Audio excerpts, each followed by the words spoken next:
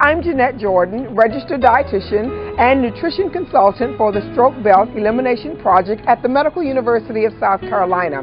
We're here at the Piggly Wiggly in Charleston, South Carolina, talking about healthy eating and our new cookbook, Dash for Good Health Southern Style.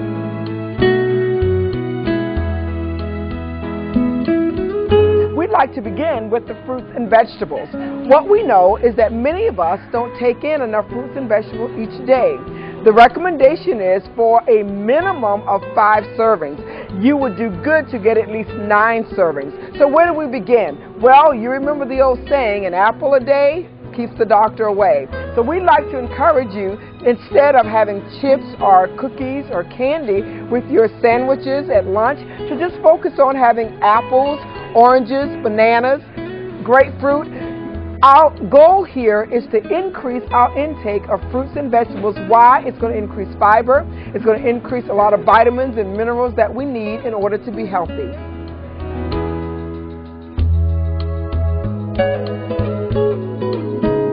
Increasing your intake of whole grains is a great idea. We all need to increase our intake of fiber. A good way to do that is by choosing whole wheat breads and cereals. And if you have a problem with the bread being brown, just try whole wheat or whole grain white bread. It's a great idea. It's going to add lots of fiber, which has many health benefits.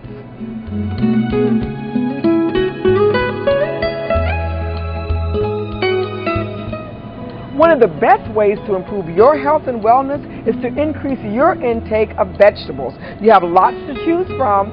They're great in so many nutrients, vitamins, minerals, phytochemicals, fiber, you name it, it's there. It's not so hard. Focus on having at least 1 cup of vegetables at lunch and 1 cup at dinner. And you know what? You already have 4 servings, because 1 serving is only 1/2 cup.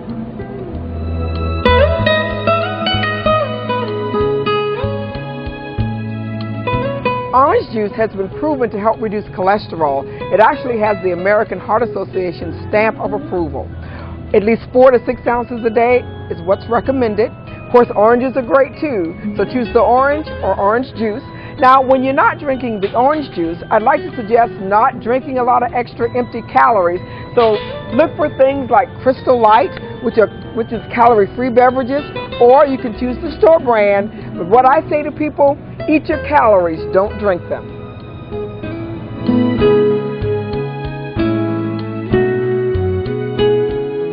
People always ask, what should I eat, white rice or brown rice? Well, the brown rice does have more fiber and more whole grains.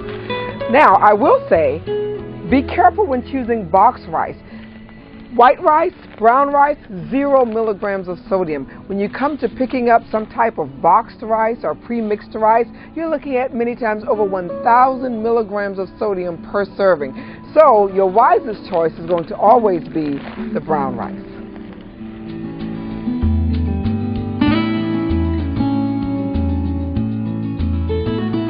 Many people think that eating healthy is expensive. It doesn't have to be. There's nothing cheaper than beans and rice. Beans are great food. In fact, they're high in iron, high in fiber, low in sodium. I will suggest, though, choosing your frozen or your dry beans. The canned beans that we have here has about 2 times as much sodium as the dried beans.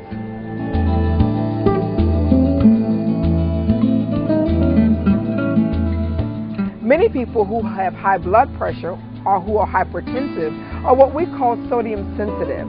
They need to reduce their intake of sodium. One good way to do that would be to limit the amount of canned vegetables that you take in. For example, this can of green beans have about 400 milligrams of sodium. The recommendation is not to exceed 2,400 milligrams a day. If you decided to choose frozen or fresh green beans, you would greatly reduce your sodium intake. The other area that we're concerned about with sodium is prepackaged foods. For example, 1 serving of this hamburger helper has about 700 milligrams of sodium.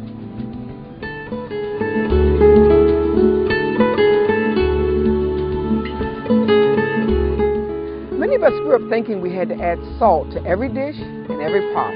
Doesn't have to be. Your food can taste good without so much sodium. Then you might ask, well, what am I going to do? Well, there are many alternate ways to season your food. Mrs. Dash has a great variety of seasonings. The other thing we can do is instead of using garlic, salt, onion, salt, why not try the powders? It makes a big difference. Cuts down on the sodium and your food still has the flavor. Now what I really love is adding onions, peppers, celery to our pot. It makes the whole house smell good, adds great flavor and also nutrients.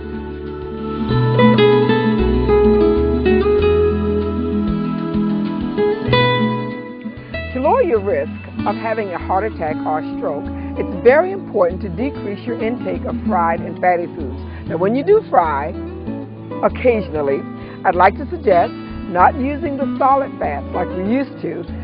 If you have to put it on the stove and watch it melt, that means it's saturated.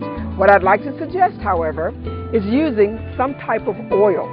The best oils to use at this point is canola oil, olive oil, or peanut oil.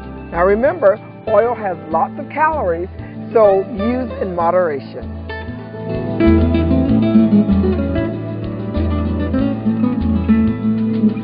Smoked and cured meats, they taste good.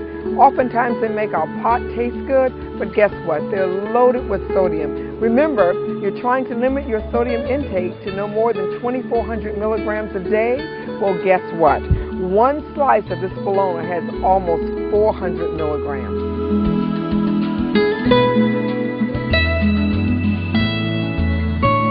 When you're going to have protein-rich foods, always think lean. For example, if you're going to have chicken, let's have it without the skin, remove all visible fat, and then try baking it, oven frying it, rather than deep fat frying it. Also, what we're recommending is that you have some type of fish at least 2 to 3 times a week. Tuna fish is good, packed in water, or regular fish. I'd like to suggest, however, that instead of having it fried all the time, that you try baking, broiling, or grilling. Ground beef, we all love. Always reach for the extra lean. Now, if you're going to have beef or pork, always remember lean. Trim all visible fat, and please remember portion sizes. No 32-ounce steaks. 3 ounces is a serving size.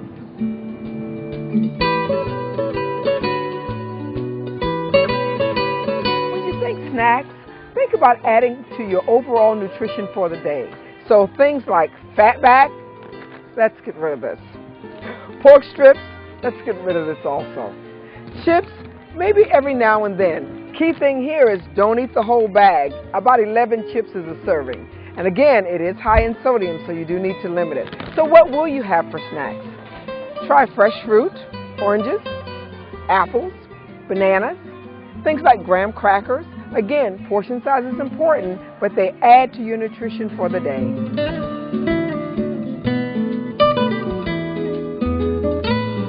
Now, milk is not just for babies or kids. As adults, we still need calcium. Actually, we need about 2 to 3 cups of milk a day. What we'd like to suggest, however, instead of whole milk, which is about 58% saturated fat, and 2% milk, which is about 48% animal fat, is choosing a non-fat skim milk or choosing a 1% low-fat milk.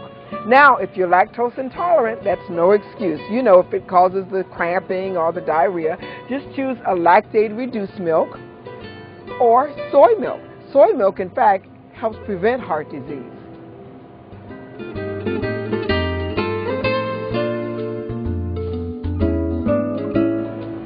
Remember, one of our goals is to increase our intake of vegetables. 1 cup at lunch, 1 cup at dinner.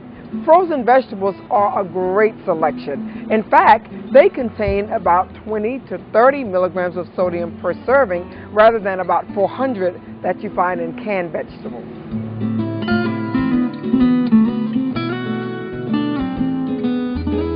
When choosing dairy, remember, low fat or non-fat is always a great idea. Yogurt is wonderful food. I'd like to suggest using a light yogurt, low fat. Have 2 brands here. They're all wonderful. Now, your white cheeses have less fat than your yellow cheeses, so kind of keep that in mind. They do have the low-fat yellow cheeses as well. When choosing cheeses, remember, moderation is going to be your key. Many of them are high in fat and also high in sodium. What are we going to do? What kind of margarine? Do we use margarine or butter? I get that question all the time. Key thing is they're both a fat, and so moderation is going to be the best thing. I'd like to suggest, though, that you use, the softer it is, the better it is. So when you're thinking about margarine, think softer. I'd like to suggest also some of your pan sprays. Whenever you're preparing, making pancakes or waffles or whatever, it can save you a lot of additional fat. Eggs have sort of gotten a bad rap, but they're not all bad. In fact, they're high in protein, but it's the yolk of that egg that's high in cholesterol and fat. So we'd like to suggest maybe not having more than 3 whole eggs per week. Now the egg white, this is what's high in protein, no fat there. You can have those every day. Or you may decide to use an egg substitute.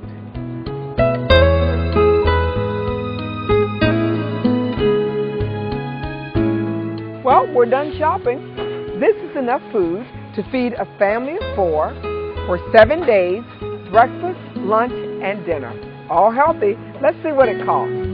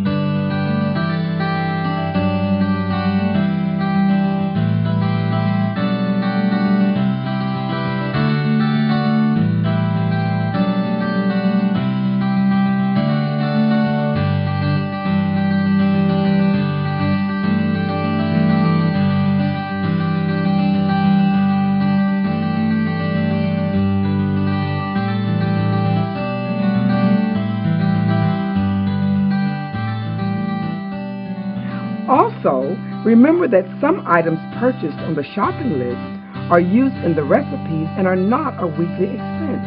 Your grocery bill will not be as much due to this.